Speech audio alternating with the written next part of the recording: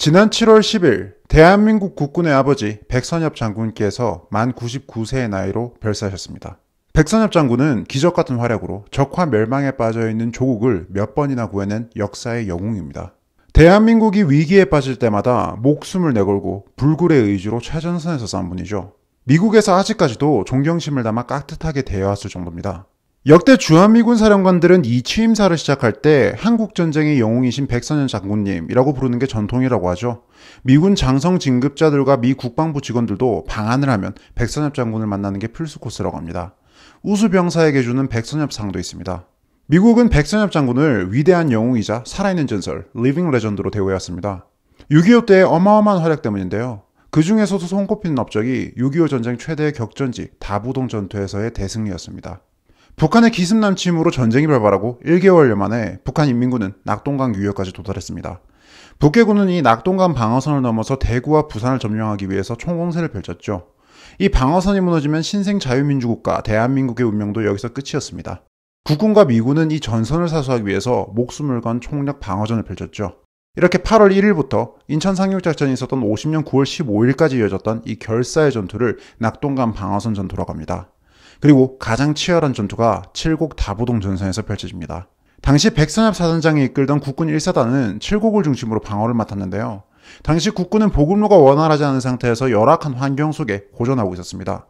특히 소련이 지원한 각종 장비들을 앞세워서 파죽지세로 달려드는 엄청난 수의 북해군을 보며 사기가 떨어질 대로 떨어진 상태였죠. 국군은 후퇴를 거듭했고 무단이탈을 하는 병사들도 있었습니다. 이때 사단장인 백선엽 장군이 직접 나섭니다. 나라가 망하기 직전이다. 미군도 싸우고 있는데 우리가 이럴 순 없다. 내가 앞장설 테니 나를 따르라. 내가 후퇴하면 나를 쏴도 좋다. 백선엽 장군은 권총을 뽑아들고 최전선의 선두에서 돌격합니다. 무려 사단장이 직접 병사들을 독려하며 적진으로 돌격하는 장면. 이게 바로 세계 전쟁사에서도 희귀사례로 손꼽히는 백선엽 돌격입니다. 지휘관의 용맹한 모습을 보며 국군 병사들의 사기는 끌어올랐고 이런 모습을 목격한 미군들도 큰 충격을 받습니다. 1950년 8월 3일부터 29일까지 진행된 이 치열한 전투에서 백선엽 장군과 부대의 활약으로 국군은 대승리를 거둡니다. 당시 국군 병력은 15,000여 명으로 보급조차 제대로 못 받는 상황이었죠. 한편 북해군은 수십여 대의 소련제 T-34 탱크를 앞세우고 3개 사단 병력 약 3만여 명을 이끌고 공격해왔습니다. 놀랍게도 백선엽 장군과 1사단이 이들을 저지해냅니다. 적병력 80% 이상을 물리쳤죠. 역사가들은 이 다부동 전투가 없었으면 대구를 잃었을 것이고 나아가 대한민국 전체가 적화되었을 것이라고 이야기합니다. 하지만 백선엽 부대가 큰 희생을 감수하면서 북해군을 물리치면서 유엔 증원군이 올 때까지 시간을 볼 수 있었고 그 기세를 몰아서 인천 상륙작전까지 실시할 수 있었죠. 이 위대한 전투 때문에 미국의 주요 군사학교가 백선엽 회고록을 수업 교재로 활용할 정도입니다. 백선엽 장군은 그 이후에도 최전선에서 활약해왔습니다. 인천 상륙작전 이후 전세가 뒤집히자 파죽지세로 북진을 거듭했고 1950년 10월 19일 미군 전차 부대보다 먼저 평양에 깃발을 꽂습니다. 이후 평안북도까지 진격했는데요. 이때 백선엽 부대를 노리고 수십만 명의 중국 공산군이 매복 공격을 시도해서 큰 위기에 처하지만 이때도 놀라운 기지와 지략을 발휘해서 큰 손실 없이 부대를 지켜냅니다. 백야전사령부를 구성해서 지리산에서 게릴라전을 펼치던 빨치산들을 소탕하기도 하고 이 야전사령부를 바탕으로 국군 최초의 근대화 군대를 창설해서 전쟁을 이끌었죠. 이렇듯 백선엽 장군은 흔히 대한민국을 구하기 위해 하늘이 내렸다고 하는 불세출의 영웅입니다. 조국을 셀 수도 없이 많은 위기로부터 구해온 건 물론이거니와 백선유아원을 설립해서 전쟁 고아들을 위해 힘쓰기도 했습니다. 세계 최강이라 불리는 미군조차도 백선엽이라는 위대한 이름 아래 고개를 숙이는 이유입니다. 그런데 아이러니하게도 이런 영웅 백선엽은 오히려 한국보다 미국에서 더 추앙받아왔습니다. 민주화 이후 국내 친북 좌파 세력들이 90년대부터 백선엽 장군이 친일파였다면서 음해했기 때문입니다. 천안함 음모론을 내세우는 등 북한을 옹호하고 한국 보수 진영을 공격하는 대표적인 극좌 편향단체 민족문제연구소. 90년대 초 이 민문연에서 친일파들을 색출해서 공개하겠다며 친일인명사전 발간 추진에 나서는데요. 여기에 백선엽 장군을 포함시키겠다고 합니다. 그리고 2005년 친일인명사전 수록 1차 명단에 백선엽이 포함됩니다. 애당초 이들이 친일파라고 몰아세우는 상당수의 케이스가 억지스러운 게 많지만 특히나 백선엽 장군에 대한 음해는 아주 심각합니다. 이들이 백선엽을 친일파로 몰아세우는 이유는 그가 만주국군에 있을 때 간도 특설대에서 근무했다는 이유 때문입니다. 간도 특설대가 독립군을 토벌하던 부대였고 백선엽이 그 부대에 있었기 때문에 친일파라는 논리입니다. 물론 전혀 사실이 아니죠. 우선 간도특설대가 토벌했던 건 독립군이 아닙니다.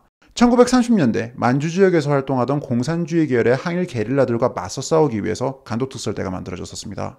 중국 팔로군을 비롯해서 중국 공산당이 조직한 동북 항일 연군 등 일제에 맞서 싸우는 공산계열 부대들이 있었고, 여기에 김일성 등을 비롯한 한반도 출신들이 참가했었죠. 이게 무슨 독립군이란 말입니까? 백선엽은 1920년 평남 강서군에서 빈농의 아들로 태어났습니다. 나라를 잃은 채 일본 식민지에서 태어난 거죠. 그는 교사가 되기 위해서 사범학교에 진학했다가 군인의 길을 걷기로 결심하고 만주 군관학교에 들어갔습니다. 이후 만주국 장교로 복무하게 되었는데요. 1943년 간도특설대에 발령을 받아서 부임합니다. 여기서 주요 포인트들이 또 있죠. 첫째, 백선엽이 간도특설대에 간 건 자원을 해서 간 게 아니라 발령을 받아서 간 겁니다. 군인은 가라는 곳에 가야 합니다. 명령을 따라야 하죠. 그런데 그것만으로 잘못이라면 일제강점기 35년 동안 일제의 말을 들었던 모든 사람들은 친일파가 되는 셈입니다. 나라를 잃은 채 태어나 자란 20대, 30대 모두가 친일파가 되겠죠. 지나칠 정도로 가혹한 잣대라는 겁니다. 둘째로 백선엽이 간도특설대에 있었던 시기가 중요합니다. 1943년입니다. 이때 만주에는 조선인 출신들이 없었습니다. 한국 독립군은 1933년에 해체되었고 김일성 등이 있었던 동북항일연군도 1940년에 사실상 괴멸되어서 연해주로 옮겨갔었죠. 1943년이면 김일성은 이미 소련으로 도망간 상태였습니다. 백선엽 장군은 독립군을 구경도 못했는데 무슨 토벌을 하냐면서 이들과 교전한 적이 없다고 확실히 밝힌 바 있습니다. 그런데도 범좌파 진영은 억지 논리를 내세우며 백선엽 장군을 친일파로 매도하고 있습니다. 웃기는 이야기입니다. 정작 백선엽 장군은 독립 이후 민족주의자 조만식의 비서로 활동했었는데요. 게다가 독립 이후 친일파를 색출하고 분류했던 기관인 반민특위에서도 백선엽의 이름은 전혀 거론되지 않았습니다. 그런데 반세기 가까이 지나서 90년대에 갑자기 민족문제연구소에서 백선엽 친일파 운운하기 시작한 거라는 말입니다. 그리고 이후 NL 주사파, 종북, 친북계열 정치단체들, 정치인들이 일제히 백선엽 장군을 매도하기 시작하더니 민노당, 통진당, 민주당 등까지 가세해서 백선엽이 친일파인 게 마치 팩트라도 되는 것처럼 이야기하며 그를 원색적으로 비난해왔습니다. 그리고 최근 백선엽 장군의 별세 이후에도 이들은 역겹기 짝이 없는 이야기들을 하고 있죠. 문재인 정권 아래 구국의 영웅 백선엽 장군은 서울 동작 현충원이 아니라 대전 현충원에 안장되게 되었는데 여기에 분노하기는커녕 이것조차도 못마땅해 합니다. 친일파를 현충원에 안장하면 안 된다고요. 병역 거부자 임태훈 씨가 이끄는 민간단체 군인권센터는 감히 야스쿠니 신사 운운하기도 합니다. 민주당은 친일파라면서 논평조차 하지 않았습니다. 성범죄 용의자의 불명예스러운 죽음은 추모하면서 나라를 구했던 영웅의 죽음은 이렇게까지 모욕하는 범좌파 진영. 그들이 이렇게까지 백선엽 장군을 음해하는 이유는 명백합니다. 우선 그가 대한민국을 적화시키려 한 모든 공산주의자들을 공포에 떨게 한 사람이자 북한 독재 정권에서 가장 두려워한 군인이었기 때문이죠. 김일성부터 시작해서 북한 독재 김씨일가 전부가 이를 갈고 있는 백선엽이라는 사람을 국내 친북, 종북 세력들이 미워하는 건 당연한 건지도 모르겠습니다. 둘째로 백선엽 장군은 전쟁 이후에도 나라를 일으켜 세우기 위해서 산업화의 최전선에서 싸워왔기 때문입니다. 60년대부터 외교와 경제 발전에 힘쓰며 박정희, 전두환 정권을 거쳐 최선을 다해서 국가를 위해 힘썼습니다. 참고로 서울 지하철 1호선 건설도 백선엽 장군이 교통부 장관으로 있을 때 추진된 일이었습니다. 한국종합화학사장 등을 역임하면서 산업화의 최전선에서 힘써왔죠. 그는 보수 정권과 정당, 단체 등에서 어른 역할을 하며 대한민국 발전을 위해 헌신해왔습니다. 다시 말해서 건국의 주역 중 한 명이자 대한민국 국군의 아버지이며 산업화와 경제발전에까지 힘써온 살아 숨쉬는 대한민국의 역사 그 자체였다는 말입니다. 그리고 이런 대한민국의 역사를 부정하는 좌익 진영은 백선엽이라는 인물도 부정할 수밖에 없습니다. 동구권을 중심으로 전 세계가 공산주의의 광기에 물들어갈 때 대한민국이라는 작은 나라는 기적처럼 자유를 외치며 자유진영의 최전선에 우뚝 섰습니다. 그 결과 공산 세력의 침공으로 폐허가 되었지만 기적과 같은 발전으로 전 세계 선진국으로 거듭났죠. 원조를 받던 나라에서 원조를 주는 나라로 세계사에서도 아주 희귀한 나라이자 동시에 자유민주주의의 위대함과 그 우월성을 증명하는 살아있는 증거입니다. 너무나 자랑스러운 대한민국의 역사. 그런데 유감스럽게도 범좌파 진영은 이런 대한민국 역사를 부정하고 또 폄하해왔습니다.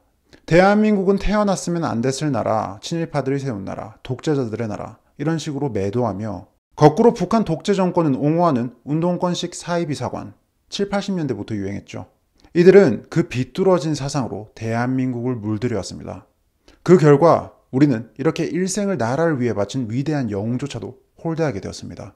선진국 대한민국에서 나고 자라 누릴 것 다 누려온 우리가 가장 감사해야 할 사람 중 한 명이 그렇게 온갖 음해 속에 시달리다 별세했습니다. 백선엽을 매도해왔고 또 백선엽의 죽음을 외면한 민주당. 그 민주당의 이해찬 대표는 박원순 장례식장에서 성추행 의혹에 대해서 질문한 기자에게 후레자식이라고 다그쳤다고 합니다. 후레자식, 배운 것 없이 막대먹게 자라서 개념이 없는 사람을 일컫는 욕설이죠. 여러분은 진짜 후레자식이 누구라고 생각하십니까? 백선엽 장군님, 영면하시길 바랍니다.